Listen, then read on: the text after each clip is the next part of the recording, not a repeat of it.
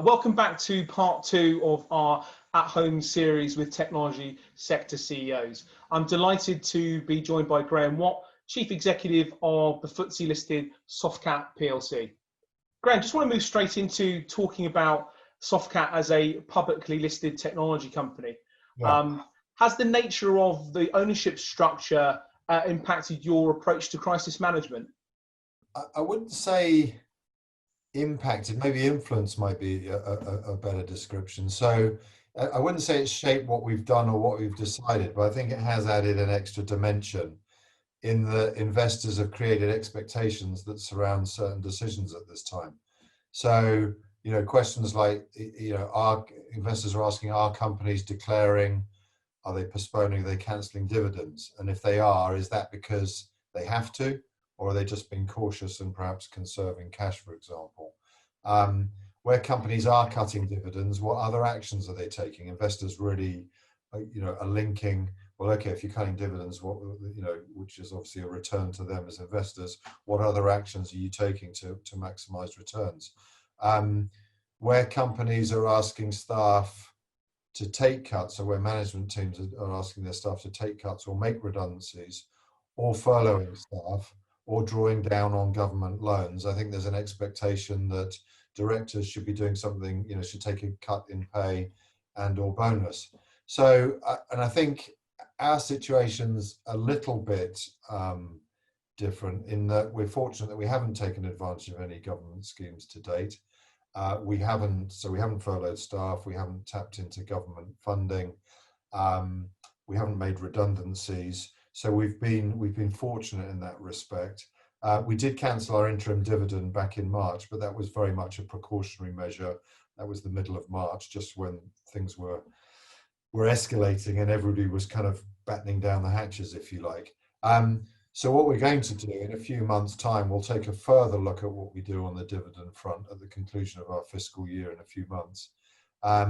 So I think, therefore, to answer your question, I don't think it's impacted our approach, but it has provided some food for thought that we've had to consider. And there's obviously further implications of making certain decisions in some sensitive areas.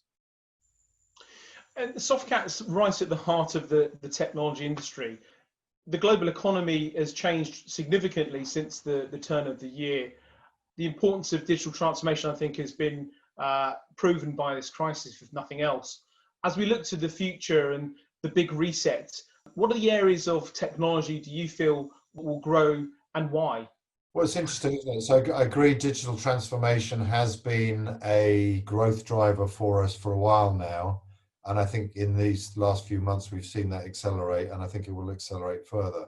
And I think something interesting, I think, going on is that COVID has made us all much more aware and empathetic to people. And I think what we will see moving forwards is that companies will, I think, and should take more time to understand what their people want and need. Companies will look to maintain or increase a kind of people-centric approach to their solutions. I mean, millennials are digital natives. They comprise close to 50% of the workforce now. And companies, I think, have a responsibility or a need to narrow the gap between the business and the personal IT experience employees are used to, and provide the flexibility that they need and that they're increasingly demanding to decide when and where they work. And to say that differently, the way you enable your employees, your future employees, can be a competitive advantage for organizations hiring when talent's scarce. And I think IT is under constant pressure to strike the right balance between risk management, if you like, cost control and innovation. But I think IT also have a real opportunity now to be the heroes. So in it, what are we seeing? In the environment, we're seeing an acceleration of mobile first, we're seeing an acceleration of cloud first and remote ready. And as I say, I think IT have got a real opportunity to be heroes in support of that environment. I think the workspace was already a strong focus for us at Softcat as one of the kind of technology areas that we support and we have expertise around. And I think that we have seen and will continue to see remote working as a focus. I think people had to, at very short notice, put a lot of remote working capabilities in play in a sort of maybe like a stopgap sort of fashion. And I think we'll now see companies work further on their workspace and their remote working to make that setup more robust. I think what's interesting though, Mike, is our customers are starting to ask for smart office solutions using IoT and AI to manage social distancing and isolation in the office. We're being asked to support the more interactive management of the workforce. So other considerations are coming into play, like task management tools and time management applications and employee engagement and well-being tools. You know, these are all, as employers are thinking about, well, how do we manage our employees in a more remote environment? So some really interesting elements coming into play on top of what I think is very well documented demand around device, around the accessories, around the collaboration applications, and then all of the security requirements that have come with the surge in remote working. Yeah, absolutely agree. And Graham, what advice would you give other CEOs about accelerating their businesses against perhaps constrained budgets of the future post-lockdown? I'm not sure I should be advising, or I think what I prefer to do is just share the approach we've taken at Softcat. And I talked a little bit about some of the leadership traits in part one. I think what I'd encourage people to, what we're trying to do on top of those leadership traits, is deal with what's actually in front of us rather than speculate too heavily about what may be in front of us. We've always been and will continue to be very close to our customers, and we will react with the right pace and the right weight, if you like, based on what our customers are telling us and what their needs are. I think, of course, we're all going to be in a more constrained budget and probably lower growth ambition environment, but I think that's okay. Constrained budgets are fine.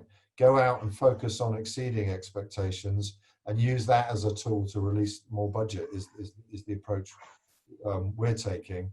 I think a couple of other things that are particularly important to me are making sure that your team is in the best possible shape. I saw a short clip on LinkedIn about a week ago. Somebody was asking Tom Peters some questions, and he said a few things that really resonated with me. He talked about demonstrating a strong ability to listen, a strong ability to care, smile, show warmth, and be empathetic, and say thank you. And I thought, you know, that's just perfect. That's exactly the sorts of things that we have very close to our heart at Softcat. And I think the other thing I would say, and again, it's back to that customer piece. The customer's needs and challenges have shifted, and they're also, I think, in this environment, we're finding that we may have quite a strong opinion one week, but we may have changed our views quite substantially a week later as we've thought harder about it, we've picked up on other people's opinions, we've listened to people more, whether that's our employees or our customers. And so not only have customers' needs and challenges shifted quite a lot, I think they're shifting quite a lot as well. And everybody's situation and action plans are different depending on your business, which vertical you're in, and where you're how you've been impacted by COVID. It has been quite different. So my other strong view is be ever present for our customers. Take time to understand their revised needs and their revised expectations, and extend to them the same empathy that we've been extending to our own teams internally, because it's human relationships that count at the end of the day, and they'll never be replaced by technology or other innovations. So those would be my key thoughts there. I think times like this need strong and decisive leadership, and I'd like to take this opportunity to thank my team for theirs. Graham, thank you.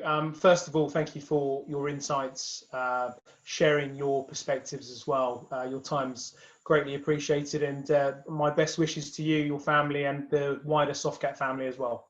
Thank you, Mike, and the same to you.